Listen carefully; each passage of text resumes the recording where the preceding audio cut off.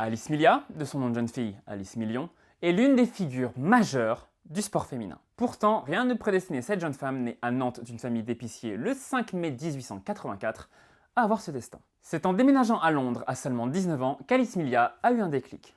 Elle va à la fois découvrir les suffragettes, les femmes qui se battaient pour le droit de vote des femmes, mais aussi une ville où le sport féminin est énormément pratiqué. Alice Milia se mariera à Londres en 1904, mais son mari décédera 4 ans plus tard. Veuve à 24 ans, elle reviendra en France en 1909 et s'inscrira immédiatement au sport où elle pratiquera l'aviron, son sport de prédilection. Problème, à l'époque en France, on pense que le sport, c'est pas fait pour les femmes.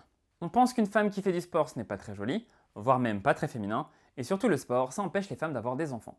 On les laisse donc faire du sport sans violence, qui n'abîmerait pas le bas du corps, comme la danse, la natation ou encore le tir à l'arc. Et puis en 1914, c'est la Première Guerre mondiale. Les hommes partent au front pour défendre la patrie et les femmes se permettent enfin de faire du sport. En 1917, les responsables des clubs féminins créent la Fédération des sociétés féminines sportives de France.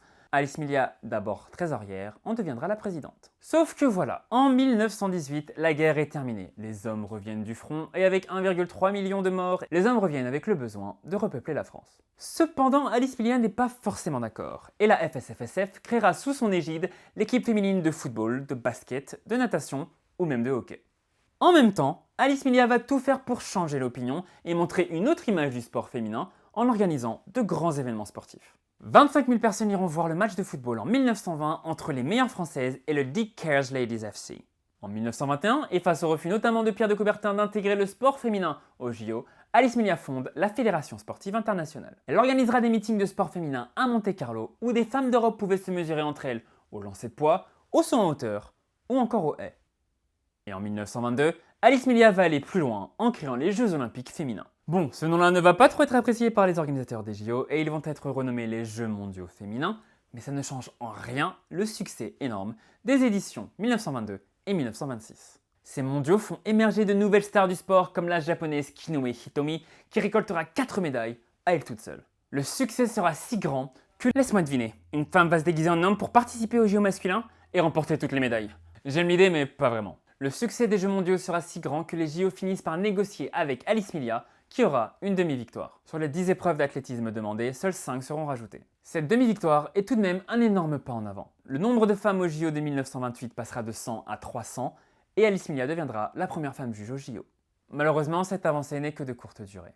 La finale du 800 mètres, qui selon les archives s'est déroulée sans problème, sera manipulée par les médias pour discréditer les sportives et retourner l'opinion. On va même inventer que l'épreuve aurait été catastrophique, que la moitié des femmes auraient abandonné avant d'atteindre l'arrivée et que les autres auraient collapsé. Résultat, l'organisme des JO interdira le 800 mètres féminin jusqu'en 1960. Et Alice Milia, pas aidée par la montée du fascisme dans les années 30, par la crise économique, les morts prématurées de certains athlètes, dont Kinoe Hitomi, et les caricatures dont elle doit faire face, a un peu de mal à faire vivre le sport féminin. Et Alice Milia, contestée et malade, présentera sa démission en 1935. Elle va par la suite disparaître de la vie publique pour mener une carrière de traductrice-interprète. Alice Milia décédera dans l'anonymat en 1957. Alice Milia, c'est une sportive qui va se battre pour que les femmes puissent pratiquer le sport. Elle va organiser de grands événements sportifs féminins et c'est grâce à elle que les femmes ont pu faire de l'athlétisme aux Jeux Olympiques dès 1928. Ya! Ya! Mais tu fais quoi là? Y a pas d'épreuve masculine pour la GRS. Si je suis le seul candidat, je gagne easy la médaille d'or.